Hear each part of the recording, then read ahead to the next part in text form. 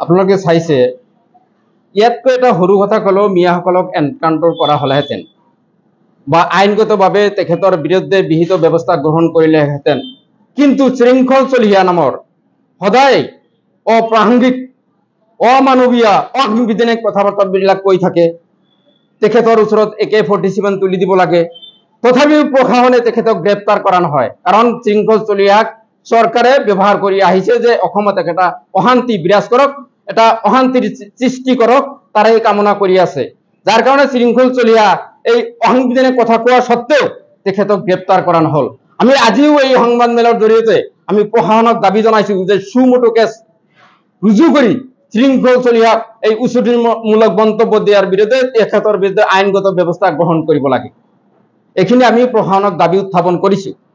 আমি সদায় এটা জাতিক এটা জনগোষ্ঠীক আমি যাতে মিলা প্ৰীতিৰে থাকিব পাৰোঁ, আমি নামনিৰ পৰা শদিয়ালৈ আমি এটা বাৰ্তা শান্তিৰ বাৰ্তা কঢ়িয়াই লোৱাৰ বাবে আমি শৃংখল চলিহা বা তেখেতসকলৰ যি নেতৃত্বৰ লগত আমি কথা পাতিছো যে আমি যাতে অসমখন আমি অসমীয়া জাতি অসমীয়া ভাষা সংস্কৃতি যাতে আমাৰ অসমখন যাতে আৰু অধিক সুদৃঢ় হয় তাৰে কামনা কৰি আমি তেখেতসকলৰ লগত আলোচনাত বহিছিলো।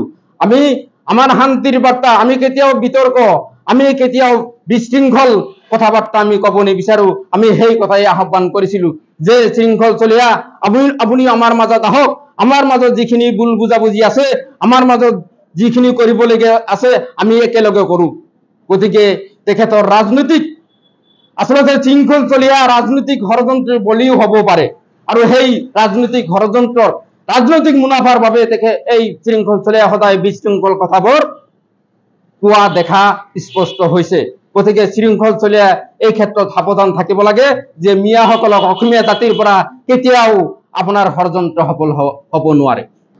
সাংবাদিক বন্ধুসকল, আজি আমি এখন সংবাদমেল অনুষ্ঠিত কৰিবলৈ ওলাইছো, আৰু আজিৰ এই সংবাদমেলৰ মূল বিষয় হ'ল যে বিগত সময়ত জাতিক দুটা মেৰু সংখ্যালঘু আৰু সংখ্যাগুৰু নামে যি সংগঠন কৰি অসমীয়া জাতিৰ পৰা এটা পৃথক মেৰুকৰণ কৰি ৰখাৰ যি দৃষ্টিগোচৰ, আৰু তাৰ ফলত শেহতীয়াকৈ সংখ্যালঘু নেতা আইনুদ্দিন চাহাবে মিয়াসকলৰ জনজাতিমূলীয় মিয়া জনগোষ্ঠী হিচাপে চৰকাৰী যি স্বীকৃতি প্ৰদানৰ আহ্বানক আমি অসমীয়া পৰিষদে প্ৰথমতেই আমি স্বাগতম জনাইছো, শুভেচ্ছা জনাইছো।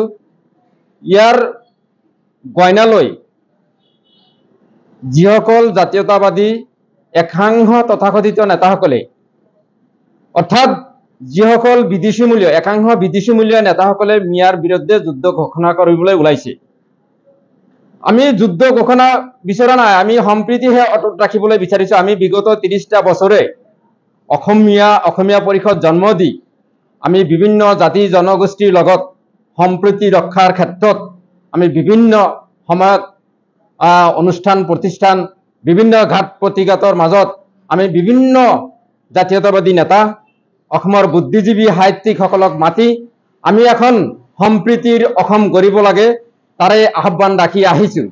কিন্তু একাংশ যিসকল অসমীয়া জাতিৰ বিৰোধী, অসমীয়া জাতিৰ শত্ৰু চিনাক্ত হিচাপে আমি শৃংখল চলিহাকে ক'ব লাগিব, চিঠিবৰুৱা নামৰ একাংশ জাতীয়তাবাদী নেতা, তথাকথিত জাতীয়তাবাদী নেতা অসমীয়া জাতিৰ শত্ৰু হিচাপে চিহ্নিত হ'বলৈ লৈছে। কাৰণ অসমীয়া জাতিৰ একমাত্ৰ বৃহত্তম অংশ মিয়া জনগোষ্ঠী, আৰু সেই মিয়া জনগোষ্ঠীক বলপূৰ্বকভাৱে অসমীয়া জাতিৰ পৰা আঁতৰাই অনাৰ বাবে অহৰহ ষড়যন্ত্ৰ অব্যাহত ৰাখিছে। এই ক্ষেত্ৰত আমি অসমীয়া পৰিষদে তেখেতসকলক সকীয়াই দিছো যে মিয়াসকল অসমীয়া জাতিৰ পৰা কোনোপধ্যেই আঁতৰি আহিব নোৱাৰে বা কোনো ষড়যন্ত্ৰকাৰী এই ক্ষেত্ৰত সফল হ'ব নোৱাৰে। তাৰ বাবে আমি তেখেতসকলক সকীয়াই দিছো যে মিয়াসকল সদায় অসমীয়া জাতিৰ অবিচ্ছেদ্য অংশ হৈ আছে আৰু অনাগত দিনত থাকিব। এই ক্ষেত্ৰত তেখেতসকলে যুদ্ধ ঘোষণা কৰাটো আচলতে অসমীয়া জাতি বিৰোধী, অসমীয়া জাতিৰ শত্ৰু, অসমীয়া জাতিদ্ৰোহী হিচাপে কাম কৰাটো আসলে দুৰ্ভাগ্যজনক। আমি এই দুৰ্ভাগ্যজনক ভাৱে আখ্যা দিছো। আমি এটা কথা স্পষ্টভাৱে ক'ব বিচাৰিছো, মাননীয় মুখ্যমন্ত্ৰী মহোদয়েও বিধানসভাত জনজাতীয় মূলীয় মিয়াসকলক চৰকাৰী স্বীকৃতি দিয়াৰ বাবে এখন বিধেয়ক উত্থাপন কৰিবলৈ একাংশ বিধায়কসকলক আহ্বান জনাইছে।